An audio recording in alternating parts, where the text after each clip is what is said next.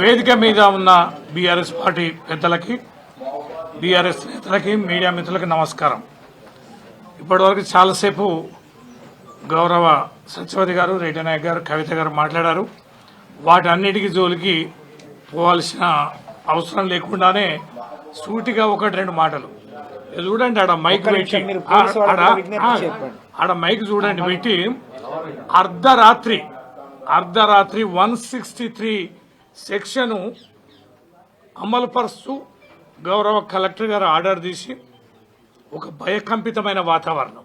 ఇక్కడ మేము పత్రికా సమావేశం పెట్టుకుంటే గేట్ దగ్గర మైక్ పెట్టి అంటే ఇంత అప్రజాస్వామ్యం ఏంటని. రేవంత్ రెడ్డి, నువ్వు ఎంత కొంత మాట్లాడినావు ఎన్నికల ముందు, ధర్నాలు చేసుకొనియరా, మేము ప్రచారాలు చేసుకోవద్దా, సమావేశాలు పెట్టుకోవద్దా, ప్రజాస్వామ్యం ఎక్కడానికి గొంతెత్తి అరిచిన రేవంత్ రెడ్డి ఇవాళ శాంతియుతంగా మహబూబాబాద్లో కేవలం ఒక ధర్నా కార్యక్రమం చేసుకుంటామంటే నువ్వు అనుమతి ఇవ్వలేదు. 2 రోజులు హైడ్రామా చేసినావు అంటే ఎంత భయపడుతున్నావు, ఎంత ఆందోళన చెందుతున్నావు. ఒక ఘటన ఎంత నిన్ను అతలాకుతలం చేసింది, లగచర్ల ఘటన అనేది అర్థమవుతుంది. ప్రజాక్షేత్రంలో అది ఎంత తీవ్రంగా పోతుందో భయపడుతున్నావు. మరి కేసీఆర్ గారి మొక్క పీకేస్తా అది చేస్తానన్న మొనగాడివైతే ఈ చిన్న ధర్నా కార్యక్రమానికి ఎందుకే భయపడ్డావు? మా వెనక జనమే లేదు, ప్రభుత్వంలో వ్యతిరేకతే లేదు, ప్రభుత్వం మీద వ్యతిరేకత లేదు. మొన్న వరంగల్లో మాట్లాడినావు కదా, ఊకదంపుడు ఉపన్యాసాలు. ఏ సభ సమావేశం నిన్న వేములవాడ పోయి ఆడ మాట్లాడింది. ఓ దేవుని దగ్గర అని కానీ, ఓ చిన్నపిల్లల మీటింగ్ అని కానీ, ఓ మహిళల మీటింగ్ అని కానీ, ప్రభుత్వ కార్యక్రమాన్ని కానీ ఏదని చూడకుండా నిత్యం కేసీఆర్ గారు జపం చేస్తున్నావు. నీ కింద సెగ ఎంత అంటుకున్నదనేది అర్థమవుతుంది.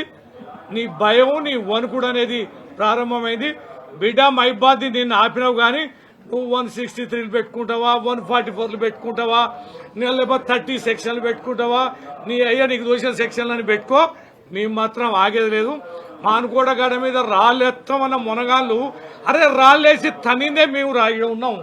ఈడ కూర్చున్న వాళ్ళం అందరే రాళ్ళేస్తే బతుకు జీవుడా అని పరిగెత్తిన మీరా రాళ్ళ గురించి మాట్లాడేది, రాళ్ళేసే ముచ్చట మాట్లాడేది.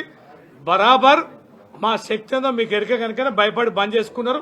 మాకు న్యాయస్థానాల మీద చాలా గౌరవం, నమ్మకం ఉంది. వెంటనే ఈరోజే హైకోర్టులో మేము దరఖాస్తు చేస్తున్నాం, కోర్టు పర్మిషన్ తీసుకుంటున్నాం. త్వరలోనే కోర్టు అనుమతి ఇచ్చిన మరో రోజే నువ్వు మీ చిన్న ధర చేద్దాం అనుకున్నావు.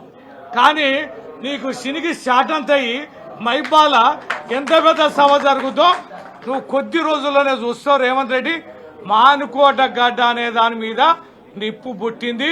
ఈ సెగని హైదరాబాద్ దానిక పోతుంది. నువ్వు అధికారం కోల్పోయే రోజు, ముఖ్యమంత్రిగా దిగిపోయే రోజు. నిన్న మానుకోట పర్మిషన్ ఇవ్వకపోవడంతో, ధర్నాకు పర్మిషన్ ఇవ్వడంతో ఆరంభమైంది. లగచర్లని నియోజకవర్గాలు అంటుకుంటే మానుకోటలో లేచి యావత్ రాష్ట్రం అగ్నిగుండమై సంగతి తెలుస్తుంది. బిడ్డ, సభ జరుగుద్ది. మేమేం ఆందోళన చెందడాలి, మేమేం భయపడాలి. మీరే అరెస్ట్ చేస్తారో అనుకున్నాం. 3 గంటలు ఎస్పీ ఆఫీసులో కూర్చున్నాం, 5 గంటలు కూర్చున్నాం. ఎన్ని రకాలుగా చేసినా సేవ లేదురా నాయన. మీకు అరెస్ట్ చేసే సేవ లేదు, మాట్లాడే శక్తి లేదు, పర్మిషన్లు ఇచ్చే శక్తి లేదు, ఇవన్నీ లేదు. ఈ పోలీసు వాళ్ళని నమ్ముకొని పాలించిన ఏ పాలకుడు కూడా విజయవంతం కాలే. నువ్వు 100కి 100 రూపాయలు నువ్వు పోలీసు వాళ్ళని నమ్ముకొని మమ్మల్ని కంట్రోల్ చేయాలనుకుంటున్నావు. చేయలేవు బిడ్డ. నీ కుర్చీ గుంజడానికి నీ కాంగ్రెస్ వాళ్ళు, నీ మంత్రులు, ఎమ్మెల్యేలు సిద్ధంగానే ఉన్నారు. నీ భర్తం పట్టడానికి 6 గ్యారెంటీల 13 హామీలు ఏమైనాయి బిడ్డ అని యావత్ తెలంగాణ ప్రజలు గొంతెత్తి కేసీఆర్ బయటికి రండి, సభలు పెట్టండి అని. మైబాదు ఎందుకు పెట్టుకున్నాం ధర్నా? ఇక్కడ ప్రజలందరూ కలిసి మా గిరిజన బిడ్డలకు అన్యాయం చేస్తారా? ఇక్కడ ఉన్న గిరిజనం మేము వారు అంతు చేస్తాం. రేవంత్ రెడ్డిది పెట్టు ధర్నా అంటే నేను ధర్నా కార్యక్రమం పెట్టినాం. అంతేగాని ఇది ఆవేశాన్ని పెంచినాం. రాజకీయంగా మాకు కలిసి వచ్చింది. ఇవాళ ప్రజలందరూ కూడా మంటతోటున్నారు. ఇవాళ 163 సెక్షన్ పెట్టినా కూడా వస్తామన్నారు. కేటీఆర్ రాకున్నా ఏం లేదు, మేము కూర్చుంటాం ధర్నా అంటే మేమే సముదాయించినాం. పెద్ద ఎత్తున ధర్నా కార్యక్రమం పెట్టుకున్నాం. కోర్టు అనుమతితోటని మేము సముదాయించి బతిలాడి ఇవాళ కార్యక్రమం ఆపుకున్నాం. నీ మైకుల లొల్లికో, నీ సెక్షన్లకో, నీ ఆర్డర్లకో భయపడి ఇలా కార్యక్రమం రద్దు చేసుకోలే. నువ్వు అనుమతి ఇవ్వకపోయినా మేము చేద్దాం అనుకున్నాం. కానీ ప్రజాస్వామ్యం మీద మాకు నమ్మకం, విశ్వాసం ఉంది. కోర్టు అనుమతితోటే బరాబర్ మేము ఈ గడ్డ మీద బహిరంగ సభ పెట్టి తీరుతామని ఈ సందర్భంగా మనవి చేస్తూ, దీనికి మనం అందరం కూడా బీఆర్ఎస్ శ్రేణులు సిద్ధంగా ఉండాలి. ఈ ఆట ధర్నాకి మరి రమ్మనమని కోరిన అనేక సంఘాలు, అనేక రకాలైనటువంటి వ్యక్తులు, వ్యవస్థలు కూడా మరో కార్యక్రమానికి సిద్ధంగా ఉండాలని తెలియజేస్తున్నారు. జై తెలంగాణ.